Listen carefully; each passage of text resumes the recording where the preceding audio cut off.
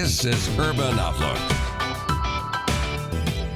Hello and welcome to Urban Outlook. I'm April Eaton. Thank you so much for being with us today.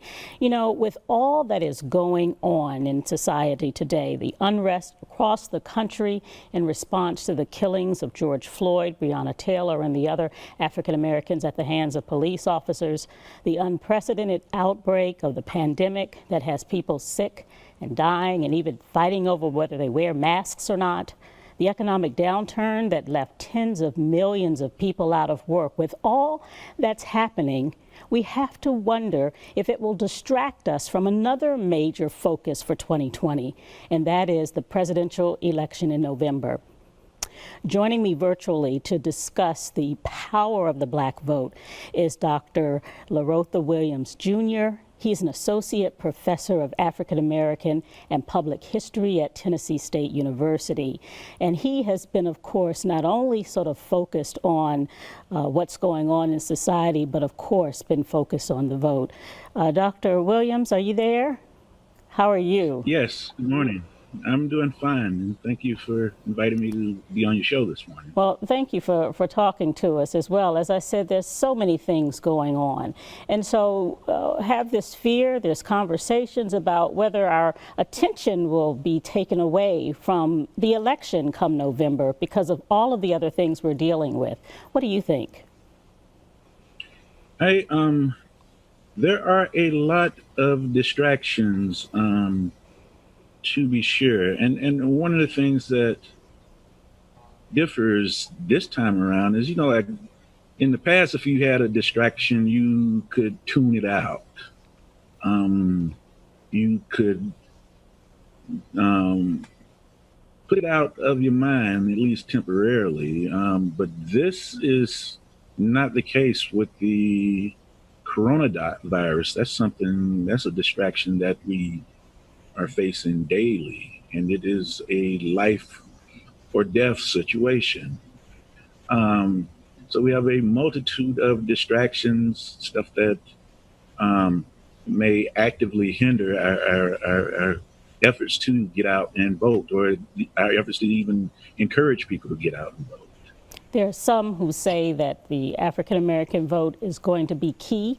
We've heard that before in past elections. I believe I read that Black voters make up 12% of the national electorate. Is our vote as powerful this year as it has been in the past? Yes, it is, because the vote is the way we get our voices heard. The vote is the way we put people into office that can directly impact our day-to-day lives. And this year is peculiar because of the national importance of it. But also, we should also underscore that the vote on issues on the state and local level, particularly the local levels, are important because those are the things that impact us most intimately. Talk about some of the things that are of particular concern, and they may be the same things that we're dealing with in society, right? The injustices that are there, the attention to making sure that our police force operates in a certain way. Education is always on the table. Talk about some of those local issues that should matter to people. Well, the big issue, the one that's out in our face, is the issue of police violence. And this is nothing new. Oftentimes, as a society, we tend to turn away from it. We tend to ignore it. We tend to marginalize the voices that have said, hey, we are being treated unfairly by the criminal justice system.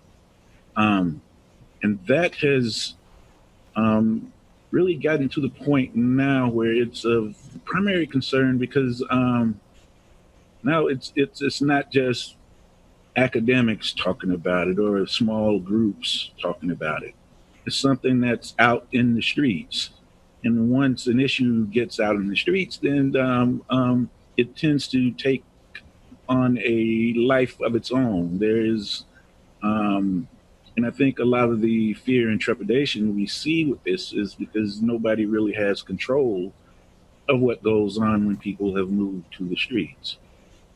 Yeah. Other issues, um, and this is a recurring issue as well, healthcare or access to healthcare. The same groups that have suffered disproportionately in American society in terms of health issues, in terms of access to healthcare, affordable healthcare.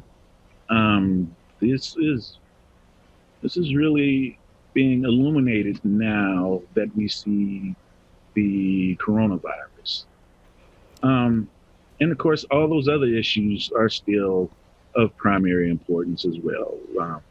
Education. If you have a child, you're not really sure what the next academic year is going to look like for them, whether they're going to be on campus, whether you're going to have to do educate them from home, or even issues like childcare and things of that nature. Um, so this the environment we are in now, the things that we're dealing with, whether it's the virus or issues of police brutality or education or healthcare, they were already out there. Um, but the current situation has exacerbated it. And it's interesting because the fact that we have so much motivation, it seems, right now with the protests across the country where people are talking about the issues, they're wanting to right the wrongs. There's a force behind a lot of these topics, but there's some concern that it may not necessarily carry people to the polls, especially young people whose voice is getting stronger and stronger as we see, reports around the country. But there's this disheartening feeling that their vote doesn't matter. How do we get to those folks about the reality and the power behind the vote when they haven't seen any changes in the past? And first, let me say I understand their frustration. Um, I was young a long time ago, Yeah, we both were. I understand the frustration of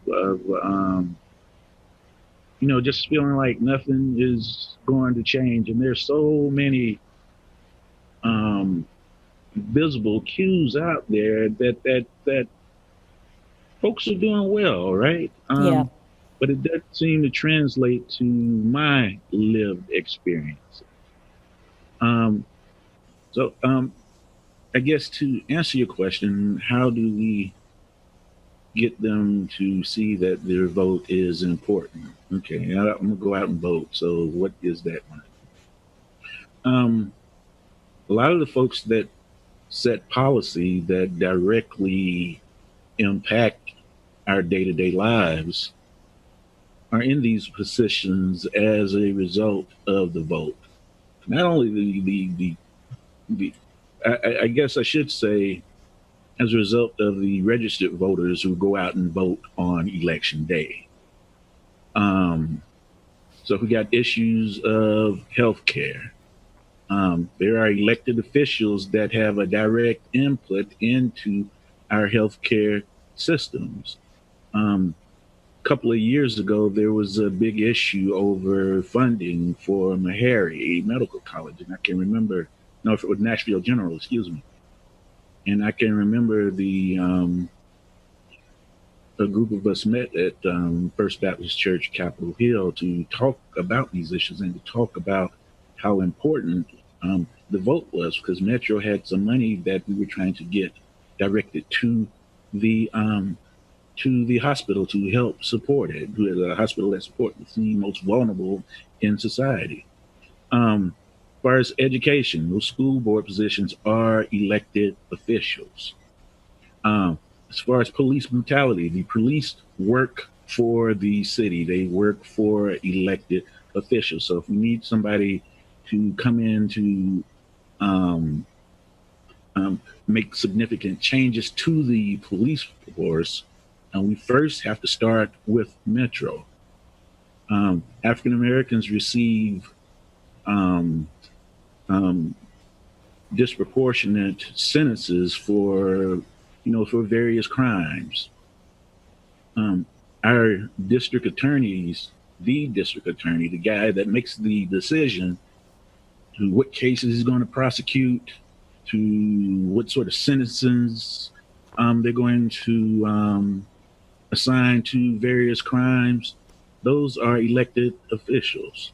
So the vote is important because even though it seems like something very basic, you go out and you cast your vote and see and try to see what happens. It's important because those people that ultimately sit in those elected positions control your reality. Let's take a quick break, Dr. Williams.